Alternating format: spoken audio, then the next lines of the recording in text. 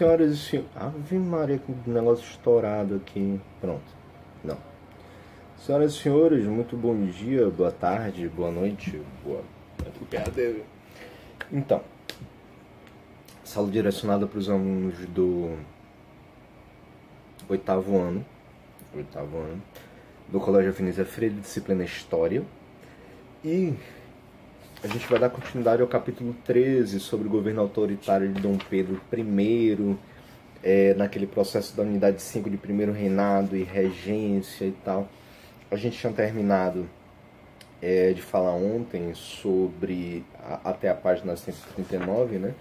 Falando sobre esse processo inicial da chegada de Dom Pedro I, da tomada do poder por parte dele, e essa luta pelo reconhecimento da independência do Brasil e a formação de um governo próprio, né, com autonomia política, autonomia administrativa, e ainda que alguns grupos dentro da sociedade brasileira, principalmente na região Nordeste, se sentindo abandonados pelo governo de Dom Pedro, eles queriam a retomada das relações com Portugal, ainda que todos eles acabassem sofrendo pelas sanções econômicas comerciais da Inglaterra, né?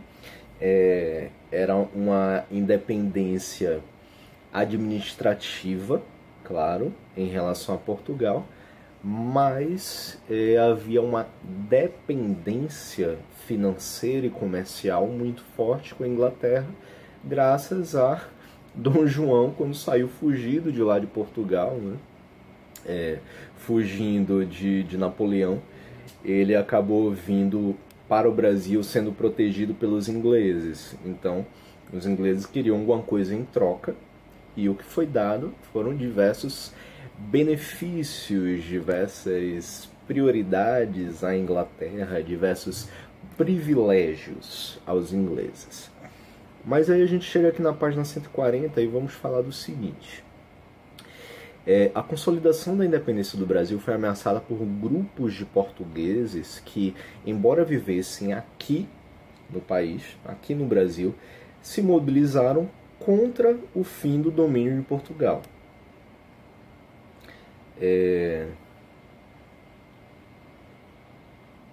Enquanto no Rio de Janeiro a emancipação do país era fato, estava realmente acontecendo, Salvador era ainda controlada pelos portugueses.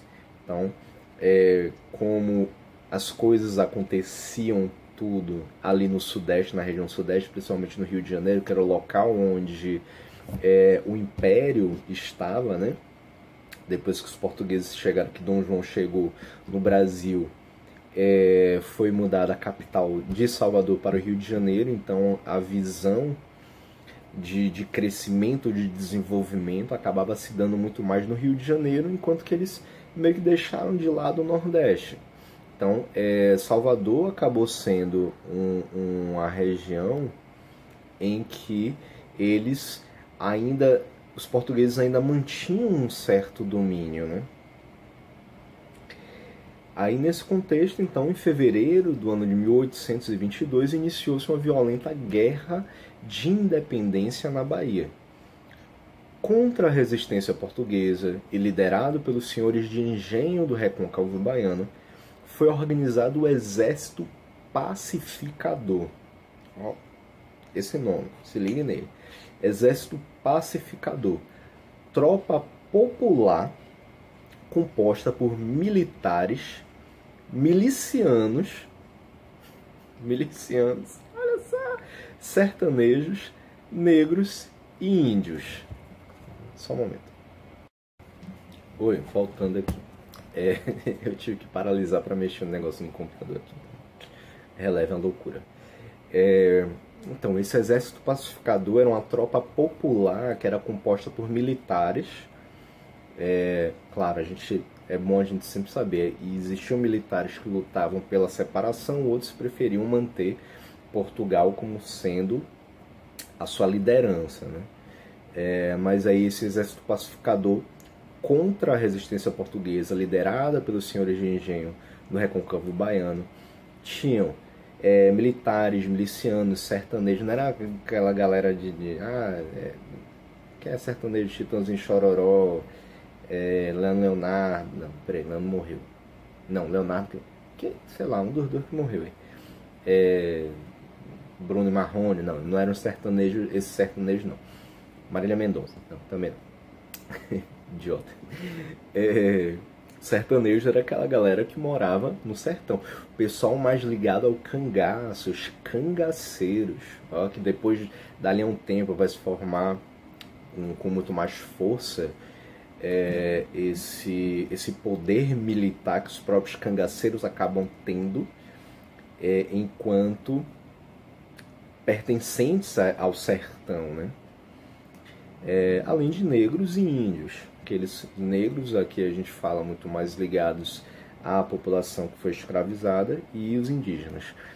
Os baianos receberam apoio do recém-aclamado imperador Dom Pedro I, que ordenou o envio de armas, munição e tropas sob o comando do oficial francês Labatut, general Labatut. Ele treinou as tropas e aumentou o número de combatentes, recrutando escravos que trabalhavam nos engenhos e confiscando outros aos inimigos portugueses. Então, o próprio Dom Pedro, ele, claro, nessa ânsia, nessa visão de que todo o país deveria ir em busca de sua independência, da independência do Brasil, unissonamente, né, um território único, para não ter esse tipo de separação de uma parte ainda ser dominada pelos portugueses e outra você ter uma república formada pelo imperador, né, por Dom Pedro. E aí o Dom Pedro ele começa a enxergar a necessidade dessa população também se revoltar contra o domínio português. Já estava se organizando, né, através dos senhores de engenho, através dessas elites, então ele precisava dar um determinado tipo de apoio. E aí foi o que ele fez, enviando esse oficial francês, esse general Labatut, e enviando juntamente, claro, armas, munições, tropas. Havia esse recrutamento dos escravos que faziam parte desses engenhos, que os senhores de engenho queriam a independência do Brasil, e aqueles outros engenhos que eram ainda de domínio português e que não queriam essa independência, alguns desses escravos eles foram confiscados, foram sequestrados de engenhos inimigos, digamos assim, de engenhos adversários, e esse confisco, esses escravos que foram trazidos para o lado de Dom Pedro, para o lado dos revoltosos, eles se juntaram também para o exército pacificador. Os senhores de engenho baianos desaprovaram essa ação, temendo que os cativos lutassem por sua liberdade, e pressionaram o governo imperial para substituir o comando das tropas. Vejam só como é que estava acontecendo isso daí, né? As elites, elas queriam a independência, queriam essa autonomia, mas desde que se continuasse o pensamento escravocrata. Aí eles pensavam nesse perigo, eles tinham essa ideia do perigo. Peraí, a gente vai pegar essa galera que são os nossos escravos e vamos começar a treinar eles como militares, dar armas para eles lutarem do nosso lado contra os portugueses. Só que, ainda assim, eles continuam sendo escravos. Quando acabar essa guerra, quando a gente conseguir a nossa independência, eles vão voltar a trabalhar para a gente como escravos. Então, se a gente der armas para eles, será que eles vão querer continuar depois do nosso lado? Ou vão lutar pela própria independência deles? E aí? Então eles começaram a ver o perigo que era isso, né? De colocar dentro do exército pacificador, de treinar esse próprio exército com um contingente tão grande de escravos que a qualquer momento poderia se revoltar contra eles próprios, contra os próprios senhores de engenho.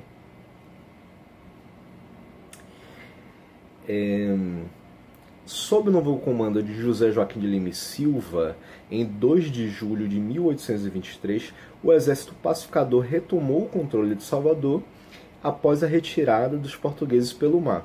Os portugueses se picaram, bateu fofo, fugiram. O fato teve grande repercussão entre a população e desde então festejos populares celebram 2 de julho como o dia da independência da Bahia. Muita gente fala, inclusive, que a própria independência do Brasil ela começa a partir da vitória desse exército pacificador na Bahia. A partir do 2 de julho de 1823 foi que a independência do Brasil realmente foi possível de acontecer. Peraí que eu me perdi, peraí que voltei. Peraí, me perdi. Voltei. Enfim, o exército pacificador contou com um elevado número de libertos e cativos e, terminada a guerra, Lima e Silva pediu ao imperador que fosse concedida a alforria aos escravizados que lutaram em defesa da independência. A alforria é a própria liberdade desses escravos, né? No final de julho chegou o governo da Bahia a ordem imperial para isso. E as negociações com os senhores de escravos, claro, que eles não queriam perder esse privilégio de ter os escravos sob a batuta deles, né, debaixo das asas deles. Essas negociações elas se estenderam por alguns anos. Embora a documentação referente ao recrutamento e a libertação dos soldados escravos seja farta, não se conhece o número de alforrias dadas com ou sem indenização, e poucos são os registros que abordam a visão dos próprios cativos sobre a situação. É aquela questão que a história ela acaba sendo contada, muitas vezes, pelas elites, pelos vencedores e pelas elites. Então, é difícil a gente reconhecer a história a partir dos escravos. Muito difícil. Alguns historiadores ainda tentam fazer esse tipo de escrita e tudo, mas a quantidade de fontes vinda de escravos, até mesmo porque boa parte deles era analfabeta, essas fontes acabaram não existindo, acabaram acontecendo somente naquele momento. As fontes orais, as fontes históricas eram orais, eram somente naquele momento daquele pessoal que viveu ali e que eles conseguiram passar adiante para seus descendentes. Mas isso acabava se tornando bastante difícil de acontecer. Então, e também, claro, muitos desses senhores de engenho, eles não queriam a liberdade de seus escravos, afinal de contas, eles pagaram por esses escravos.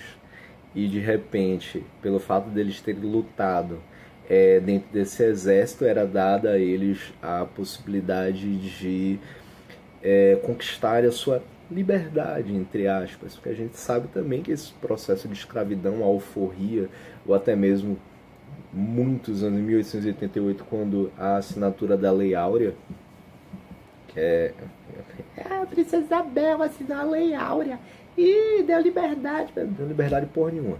Essa liberdade já era negociada, entre aspas, desde... teve essa questão da alforria, teve a lei do ventre livre, teve a pressão dos ingleses também, que eles não queriam mais comercializar com nenhum país que mantivesse a exploração da escravidão desde por volta de 1840, 1850 ali. Então o Brasil acabou tendo a necessidade de acabar com a escravidão por conta disso, né? Mas muitos senhores de engenho buscaram manter esse processo de escravidão dentro dos seus engenhos porque eles não precisavam pagar por essa mão de obra e para eles acabava sendo benéfico manter, mesmo que fossem escondidas, isso, né? Os primeiros soberanos a reconhecer a independência do Brasil foram o Obá Osensuede, Obá, que em Yorubá significa rei, título dos governantes das monarquias africanas. Então, o rei do Benin e o rei de Lagos, dois reinos africanos, né? Oba Osemwede e Osinlokun, eles foram os dois primeiros a reconhecer a independência do Brasil. Fato que se explica em parte pelas relações entre Portugal e África terem ocorrido a partir do Brasil, para onde vieram milhões de africanos e africanas escravizados. Nas colônias africanas mantidas por Portugal, a independência brasileira causou grande comoção. Chegou a surgir na sociedade angolana uma campanha para que também Angola se separasse de Portugal e se unisse ao Império do Brasil, proposta que não se prosperou, em parte por não ser do interesse do governo brasileiro. Olha só. Angola foi de domínio português durante muito tempo, não é à toa que Angola fala português, só que é um português muito mais próximo de Portugal do que o daqui do Brasil, né? Sendo que teve um determinado momento que realmente ocorreu essa discussão por parte de alguns elementos da sociedade angolana de ir em busca dessa independência, dessa separação de Portugal, com a ajuda do Brasil. E Angola seria parte, se isso se desenvolvesse, se essas discussões tivessem se desenvolvido, Angola, durante um determinado período pelo menos, poderia fazer parte do Brasil. Mesmo que depois buscasse um novo processo de independência em relação ao Brasil, mas chegou a existir essa discussão a respeito da Angola se libertar de Portugal, assim como aconteceu com o Brasil, e se juntar ao Brasil. Angola fazer parte do Brasil, já que a língua já era portuguesa, então existia uma relação bastante amigável já entre as duas nações. Só que isso, claro, acabou não prosperando, porque também não era do interesse do governo brasileiro, né? Já estava se alinhando todo por aqui por dentro, anexar mais um território, ter que lutar mais por um lugar que ficava bastante distante, inclusive atravessando o oceano, eles não quiseram. Em 1824 foi a vez dos Estados Unidos reconhecerem a independência do Brasil. É bom até a gente falar isso, né? Que tipo, 1824 os Estados Unidos reconheceram a independência do Brasil, né? Porque tem gente que pensa até hoje, parece, né? Dizendo assim que o Brasil precisa estar ligado aos Estados Unidos, né? Certos governantes. Assim. Presidente James Monroe, da doutrina Monroe, interessado no fortalecimento político e econômico da América diante da Europa, criaram o lema América para os americanos. Make America Great Again. E com isso pretendia evitar que a interferência dos países europeus do Congresso de Viena restabelecesse o colonialismo na América. Inclusive, essa movimentação acabou sendo bastante forte, porque a gente vai ver o processo de neocolonialismo, graças ao Congresso de Viena, inclusive, o processo de neocolonialismo que foi a tomada por parte dos europeus de diversos países africanos, né?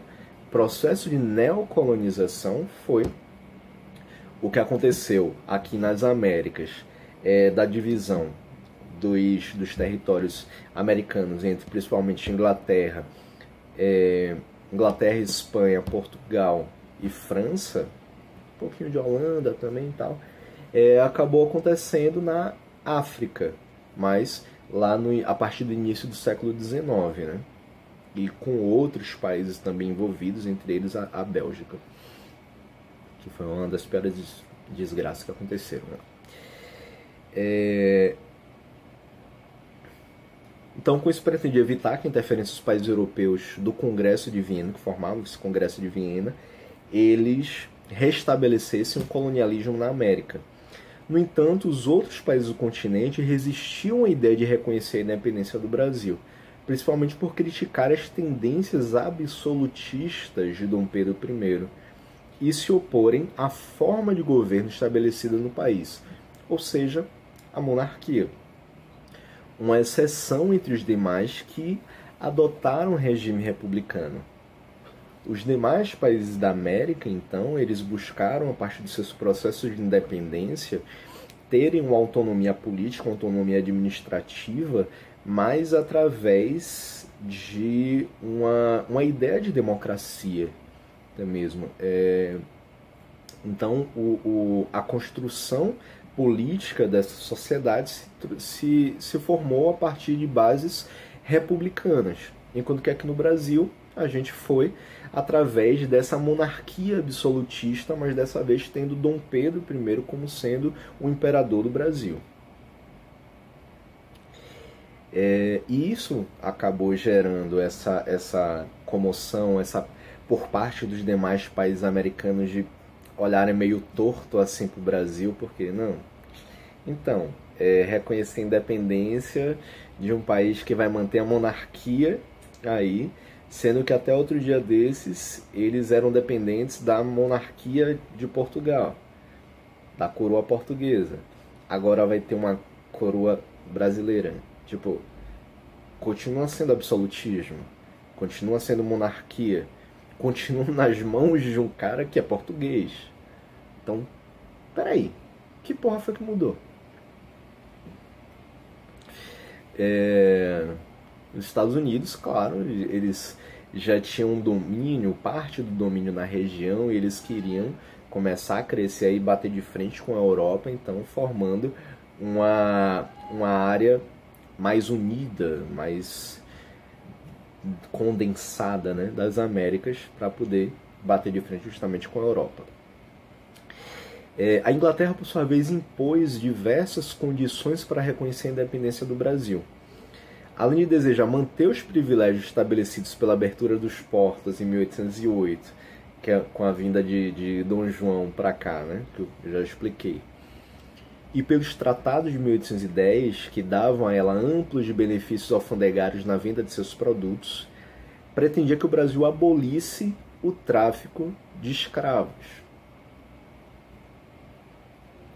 Assim, a população brasileira passaria a ser composta por trabalhadores livres, o que garantia mercado consumidor para os produtos ingleses. Então, olha só,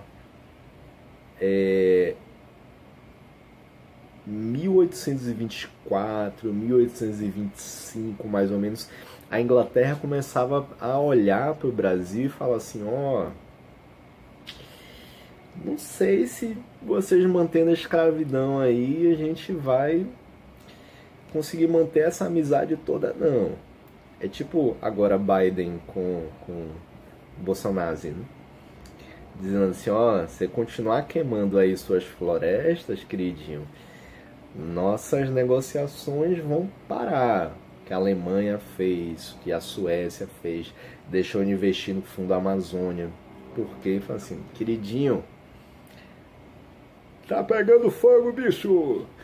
Então, tipo, véi, para de destruir a zorra da mata, para de queimar essa caceta daí, porque você não tá fazendo um churrascão pra ninguém. E, senão, a gente vai parar a zorra dessa negociação. Vão cair na porrada, tacar o problema pra vocês. Então a Inglaterra, ela começa a pressionar pelo fim da escravidão para que alguns desses privilégios, alguns desses benefícios, eles pudessem ser mantidos, né? Para que houvesse um comércio entre eles, né? Claro, a Inglaterra queria sair beneficiada por conta dessa criação do mercado consumidor, queria. Só que também, era interessante para o Brasil acabar com essa escravidão, porque a tendência era que outros países também pudessem fazer negociações com o Brasil, desde que a escravidão ela fosse deixada de lado. Temeroso de desagradar as elites agrárias, e parece com alguém que eu conheço, né, que é presidente, que desejava manter a escravidão e o tráfico negreiro, Dom Pedro I adiou o quanto pôde as negociações com os ingleses. Porém, como o Brasil dependia economicamente da Inglaterra, precisava também do seu apoio político. Diversos acordos marcaram as relações entre os dois países, garantindo aos ingleses os maiores benefícios. Tratado de Paz e Amizade, em 1825, foi quando a Inglaterra reconheceu a independência do Brasil, 1825. O Tratado de 1826, falta de criatividade, né, botou o nome do tratado o próprio ano que ele foi assinado, pelo qual o Brasil se comprometia a abolir progressivamente o tráfico de escravizados. E o Tratado de Livre Câmbio, de 1827, que ratificou, que confirmou os tratados que haviam sido assinados em 1810. Então, o Tratado de 1826 foi quando o Brasil começou a falar assim, vamos abolir a escravidão daqui, tá? Confie, vamos acabar com a escravidão no Brasil. 1826. 1826. E aí a babaca lá da Princesa Isabel, em 1888, foi que assina a Lei Áurea. Deu liberdade aos escravos. Pelo amor de Deus, né, gente? Difícil isso. Enfim. Os portos brasileiros ficavam abarrotados de produtos ingleses, que chegavam incessantemente, continuamente, né? O tempo todo chegando produtos ingleses, é um reflexo da enorme influência inglesa sobre o Brasil. Os navios traziam todos os tipos de artigos, mesmo os que não tinham nenhuma utilidade para os brasileiros, como atesta um relato de viajante inglês do século XIX que se espantou vendo no comércio do Rio de Janeiro a venda de aquecedores de carvão e patins de neve. Tipo, é como os Estados Unidos mandando hidroxicloroquina pro Brasil, né? Tipo, não presta pra zorra nenhuma, mas estamos mandando para vocês porque a gente tem esse acordo, porque vocês são abestalhados, né? Porque tem um presidente que é baba-ovo meu, Make America Great Again, um presidente baba-ovo, e aí então eles mandam qualquer porcaria pra cá. Mandou as hidroxicloroquina, e aqui no caso os ingleses fizeram isso também, só que com aquecedores a carvão, aquecedor pro Brasil num calor desgramado desse, e patins de neve. Imagina só, você lá no Rio de Janeiro, Copacabana, fazendo 41 graus na sombra e você com patins de neve. Pois é. Depois do reconhecimento inglês e da própria ex-metrópole, foi a vez de França, Áustria, Santa Sé, Rússia e países sul-americanos reconheceram a independência do Brasil. Por volta de 1830, o Brasil já havia conquistado o reconhecimento da maior parte dos países com os quais tinha interesse em manter relações políticas e econômicas.